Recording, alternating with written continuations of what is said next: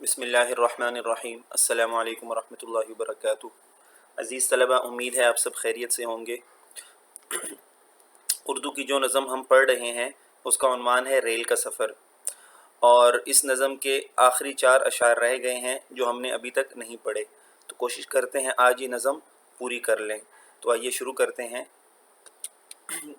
ہم نے اس شعر سے پڑھنا ہے صراحی سے گھڑا، ٹھیک ہے، یہ شعر پڑھنا ہے آج۔ صراحی سے گھڑا روٹی سے دسترخوان لڑتا ہے۔ بیٹا یہ یاد رکھیے ہمیشہ، اس کو دسترخوان نہیں پڑھنا، یہ واو سائلنٹ ہوتا ہے، لکھنے میں آتا ہے پڑھنے میں نہیں آتا، تو اس کو آپ نے پڑھنا ہے دسترخوان، ٹھیک ہے۔ دوبارہ مصرع پڑھتا ہوں۔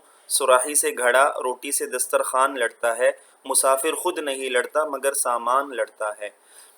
پہلے ہم مشکل الفاظ کے معنی سمجھتے ہیں اور پھر تشریح کریں گے۔ پہلا لفظ ہے صراحی۔ صراحی کا معنی ہوتا ہے پانی کا لمبی گردن کا برتن۔ پانی کا لمبی گردن کا برتن یعنی ایسا برتن جس کی لمبی سی گردن بنی ہوتی ہے، ٹھیک ہے، اور وہ پانی کا برتن ہوتا ہے۔ آگے ہے لفظ دسترخوان، یہ آپ کو معلوم ہی ہے لیکن میں بتا دیتا ہوں پھر بھی۔ کھانا چننے والا کپڑا جس پر کھانا رکھا جاتا ہے، ہم کھانا کھاتے ہیں۔ اب اس کی تشریح پڑھتے ہیں ہم۔ نظم ریل کا سفر میں شاعر سید ضمیر جعفری نے ریل کے سفر کو مزاحیہ انداز میں بیان کرتے ہوئے کہتے ہیں کہ صرف مسافر ہی آپس میں نہیں لڑ رہے بلکہ ان کا سامان بھی آپس میں لڑ رہا ہے، ٹھیک ہے۔ کیسے لڑ رہا ہے کہ صراحی سے گھڑا اور روٹی سے دسترخوان لڑ رہا ہے۔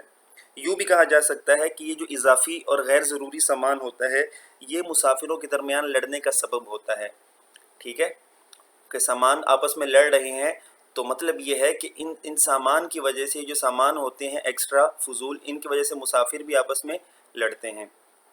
اب اگلا شعر ہم پڑھتے ہیں۔ وہ حضرت جو عوام الناس میں گھل مل کے بیٹھے ہیں، وہ حضرت جو عوام الناس میں گھل مل کے بیٹھے ہیں، رضائی میں وہ یوں بیٹھے ہیں گویا سل کے بیٹھے ہیں۔ رضائی میں وہ یوں بیٹھے ہیں گویا سل کے بیٹھے ہیں۔ یہ 2 مرتبہ اس لیے پڑھ دیا تاکہ آپ کو اچھی طرح سمجھ میں آ جائے۔ عوام الناس کا معنی ہوتا ہے عام لوگ، عام پبلک جو ہوتی ہے ان کو عوام الناس کہتے ہیں۔ آگے ہے سل کے بیٹھے ہیں۔ سل کے کا مطلب ہوتا ہے سلے ہوئے، عام لفظ ہے، عام بول چال میں بھی استعمال ہوتا ہے۔ اب ہم اس شعر کا مفہوم پڑھتے ہیں۔ جی، نظم ریل کا سفر میں شاعر سید ضمیر جعفری ریل کے سفر کو مزاحیہ انداز میں بیان کرتے ہوئے کہتے ہیں کہ ریل گاڑی میں سفر کرنے والے مسافر ایک دوسرے سے جڑ کر بیٹھے ہوئے ہیں۔ کچھ مسافر تو سردی کی وجہ سے رضائی اوڑھے ہوئے ہیں، رضائی میں وہ یوں بیٹھے ہیں، ٹھیک ہے، سردی کی وجہ سے وہ رضائی اوڑھ کے بیٹھے ہیں اور یوں لگتا ہے جیسے وہ رضائی کے اندر سلے ہوئے بیٹھے ہیں، گویا سل کے بیٹھے ہیں، یوں لگتا ہے گویا کہ وہ رضائی کے اندر سلے ہوئے ہیں۔ جی اگلا شعر پڑھتے ہیں۔ وہ آ پہنچا کوئی چمٹا بجا کر مانگنے والا، وہ آ پہنچا کوئی چمٹا بجا کر مانگنے والا، بہت مقبول ہے لوگوں میں گا کر مانگنے والا۔ جی 2 لفظ ہیں اس شعر میں، آ پہنچا یعنی آ گیا، بہت مقبول ہے یعنی بہت مشہور ہے۔ اب اس شعر کی ہم تشریح پڑھتے ہیں، اس کا مفہوم پڑھتے ہیں۔ نظم ریل کا سفر میں شاعر سید ضمیر جعفری جو ہیں وہ بیان کرتے ہیں مزاحیہ انداز میں ریل کے سفر کو، کہ ریل کے سفر میں پہلے سے بہت زیادہ شور ہوتا ہے، اور اس پر مزید یہ ہوا کہ ایک مانگنے والا فقیر جو چمٹا بجا رہا تھا وہ بھی آ گیا، اس کے آنے سے شور اور زیادہ ہو گیا، اس کے چمٹے کا شور بھی دوسرے شور میں مکس ہو گیا، مل گیا، تو اور بھی شور بڑھ گیا، ٹھیک ہے۔ وہ آ پہنچا کوئی چمٹا بجا کر مانگنے والا، بہت مقبول ہے لوگوں میں گا کر مانگنے والا، اور یہ ایسا فقیر جو چمٹا بجا کر لوگوں کو خوش کر کے مانگتا ہے یہ بہت مشہور ہوتا ہے لوگوں میں، یعنی لوگ اس کو پسند کرتے ہیں۔ جی آخری شعر ہم پڑھتے ہیں اس کا۔ بہم یوں گفتگو میں آشنائی ہوتی جاتی ہے، لڑائی ہوتی جاتی ہے، صفائی ہوتی جاتی ہے۔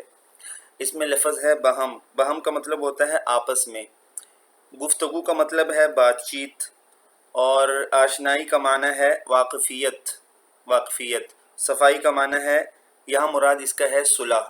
صفائی کے معنی وہ نہیں ہے جو عام ہوتے ہیں، یہاں مراد کیا ہے؟ صلح ہے۔ لڑائی کے مقابلے میں صفائی ہے تو لڑائی کے مقابلے میں صلح ہوتی ہے، ٹھیک ہے۔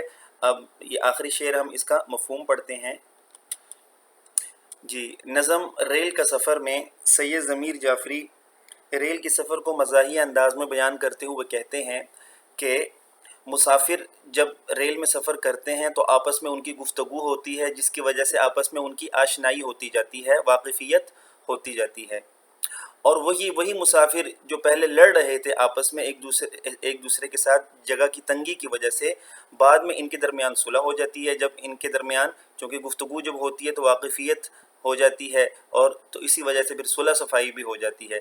وہ مسافر جو پہلے لڑ رہے تھے وہی آپس میں پھر صلح کر لیتے ہیں جب کچھ دیر سفر میں کاٹتے ہیں، ٹھیک ہے۔ تو یہ ریل کا سفر کا کچھ نقشہ جو ہے سید ضمیر جعفری نے مزاحیہ انداز میں کھینچا ہے۔ امید آپ اس سے لطف اندوز ہوئے ہوں گے، ٹھیک ہے۔